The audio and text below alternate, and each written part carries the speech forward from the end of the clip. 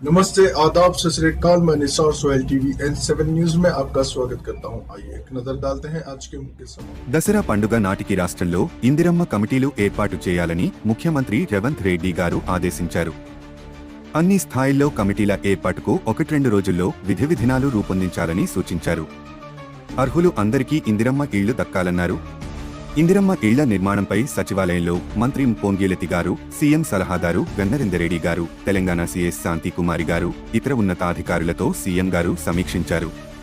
ప్రధానమంత్రి ఆవాస్ యోజన కింద ఇతర రాష్ట్రాలకు లక్షల సంఖ్యలో ఇళ్లు మంజూరు అవుతుంటే తెలంగాణకు ఎందుకు ఆ స్థాయిలో కేటాయింపులు జరగడం లేదని అధికారులను ప్రశ్నించారు. కేంద్రం మంజూరు చేసే గృహాల్లో ఈసారి రాష్ట్రానికి గరిష్ట సంఖ్యలో సాధించేందుకు చర్యలు తీసుకోవాలని ఆదేశించారు. ఇళ్ల విషయంలో కేంద్రానికి ఎప్పటికప్పుడు సమాచారం ఇవ్వాలని, డేటాను ఎప్పటికప్పుడు అప్డేట్ చేయాలన్నారు. రాజీవ్ స్వగృహలో నిర్మించి ఏళ్ల తరబడి వృథాగా ఉన్న బ్లాక్లు, ఇళ్లు వేలం వేయాలని ముఖ్యమంత్రి గారు అధికారులకు సూచించారు.